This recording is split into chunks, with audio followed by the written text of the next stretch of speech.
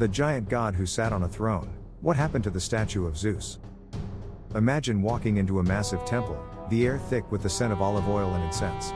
Torches flicker along marble walls, and then, your eyes lift to see it. Towering over you, gleaming with gold and ivory, sits a god, the king of the gods, so tall his head nearly brushes the ceiling.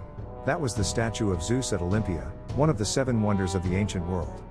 But how was such a masterpiece built more than 2,000 years ago? Why did it vanish without a trace?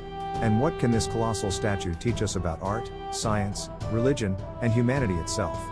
Welcome to NeuralNet Academy. Today, we uncover the story of a wonder lost to time, but not to history. The world of Olympia. To understand the statue, we need to travel back to the 5th century BCE in ancient Greece. Olympia wasn't just a sports arena. It was a sacred place, home to the original Olympic Games. Every 4 years, athletes, poets, and philosophers gathered to honor Zeus, the most powerful god in Greek mythology. And like all gods, Zeus needed a temple, but not just any temple, a temple worthy of a king. Built around 457 BCE, the Temple of Zeus was one of the largest in Greece, yet something was missing. The temple was enormous, but it felt empty, so in 435 BCE, the people of Olympia commissioned the greatest sculptor of the ancient world to fix that. Who was Phidias? The genius behind the god. Phidias was no ordinary artist, he had already crafted the famous statue of Athena in the Parthenon, and his reputation was legendary. To bring Zeus to life, he set up a workshop next to the temple and began work on a statue that would become one of the ancient world's greatest masterpieces. The statue of Zeus stood over 12 meters tall, roughly the height of a 4-story building. Made of a wooden frame, its surface was layered with gleaming ivory to represent skin and brilliant gold to create robes and ornaments. Zeus sat regally on an elaborate cedarwood throne, adorned with precious stones, mythical creatures, and symbols of power. But this wasn't just a statue, it was a message. It said, "This is the center of the world, and this is the God who rules it." Engineering a god, how was it built? Constructing such a colossal figure wasn't just about art, it required serious engineering. The core of the statue was made from wood, carefully designed to support the enormous weight of the gold and ivory overlays.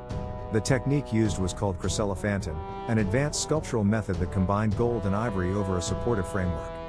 Ivory, taken from elephant tusks, was heated and softened, then carved into plates to form the skin. The gold was hammered into thin sheets and used for Zeus's garments and accessories. Phidias and his team had to deal with challenges like humidity, structural stability, and even pest control. The statue was maintained with olive oil to preserve the ivory, a process that added a deep religious symbolism, since the olive tree was sacred to the gods. Think of it as a mix between sculpture, chemistry, architecture, and spirituality. What happened to the statue? So where is it now? That's the mystery. For centuries, the statue of Zeus drew pilgrims and admirers from across the Mediterranean. But around the 4th century CE, pagan temples were being closed down by the Roman Empire as Christianity spread. Some sources say the statue was moved to Constantinople, the new capital of the Eastern Roman Empire. There, it may have survived for a while, until a fire, possibly in 475 CE, destroyed it completely. No physical fragments have ever been found. Today, only descriptions remain, mainly from ancient travelers and historians like Pausanias. The workshop of Phidias, discovered in the 1950s in Olympia, offers clues. Archaeologists found tools, molds, and even a cup inscribed with the words "I belong to Phidias." It's one of history's greatest disappearances, and perhaps its greatest tribute to imagination. Misconceptions and myths.